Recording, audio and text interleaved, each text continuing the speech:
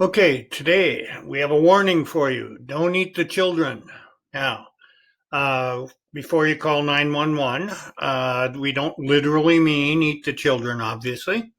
What the richest man in Babylon was talking about is once you invest, if we got you starting this program of 500 a month, and once you start it, we don't want you to touch it. We don't want you to be looking at the Wall Street Journal every day and analyzing. You don't care. Did it go up? Did it go down? Just invest. Make your decision like we talked about in the last module. Make your decision what you're going to invest in. Do it and let it ride. Do not try to tweak it each day or week. And then certainly what they view as the children are interest. Interest is the children of the principal or the savings. And we want those to compound. The power, the way you go to get that $1.7 million comes from the compounding process, letting the interest build on it. So if you pull it out anytime along the way, it's not that you're taking the money out now.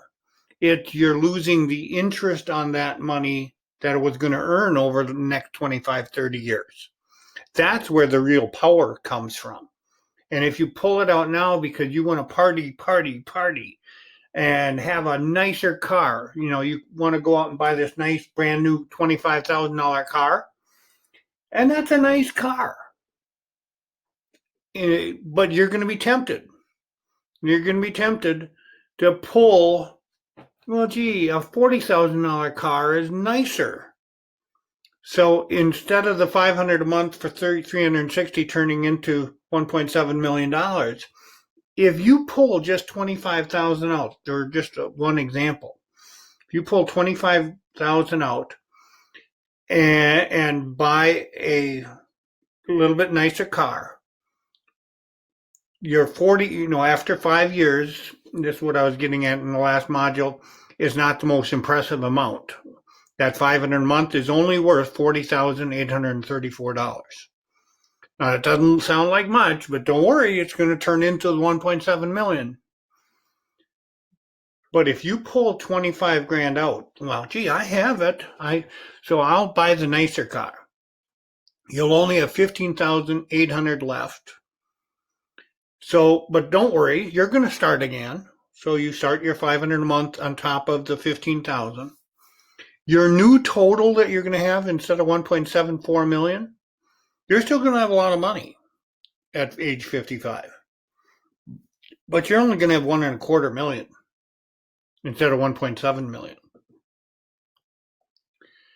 Really? Is the nice car that important? That's the way you want to evaluate some larger purchases.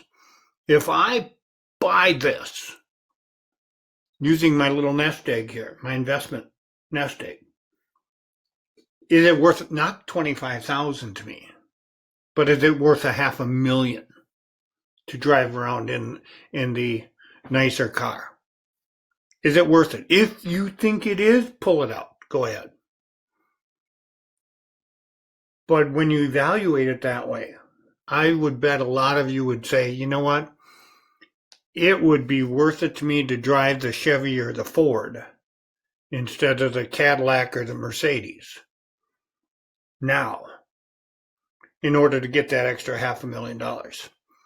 If you pull out when you have $1.7 million, you pull out 25,000 extra, it'll put almost no dent whatsoever into that 18,000 a month you're living on. So once you accumulate the money, you can spend all you want, and it hardly has an impact. But in the early years when you're building, it has a huge impact.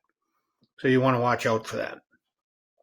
Here's a neat idea I really liked when I remember the first time I read the book. He talks about the idea of a legacy. And now he doesn't, again, they don't put numbers to it like I'm doing here, but they talk about if you give money, let's say you have the birth of a child, or your brother has a baby, and if you're not married yet, and you want to do something really cool for the kid,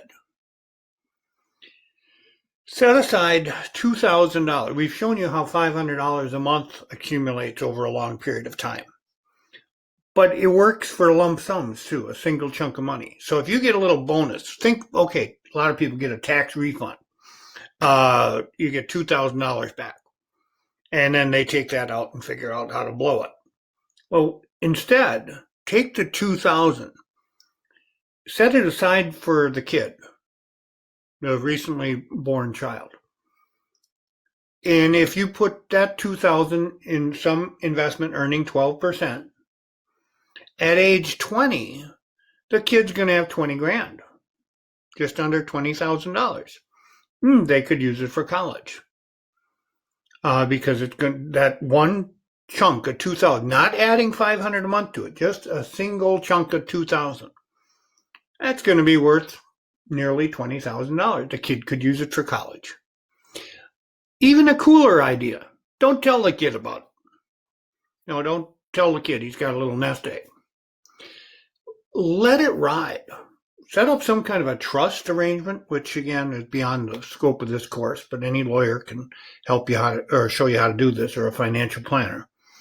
And let it ride to age 50. And just let the kid know he's got a little trust fund. That'll make him feel special anyway.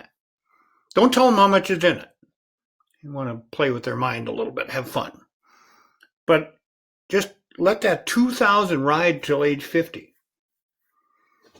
Okay, now let's say you had the kid when you were 25. So you're now 75. You're Grandpa Dave. And at age 50, your kid's grown up and they're 50 years old now. They probably have kids in college.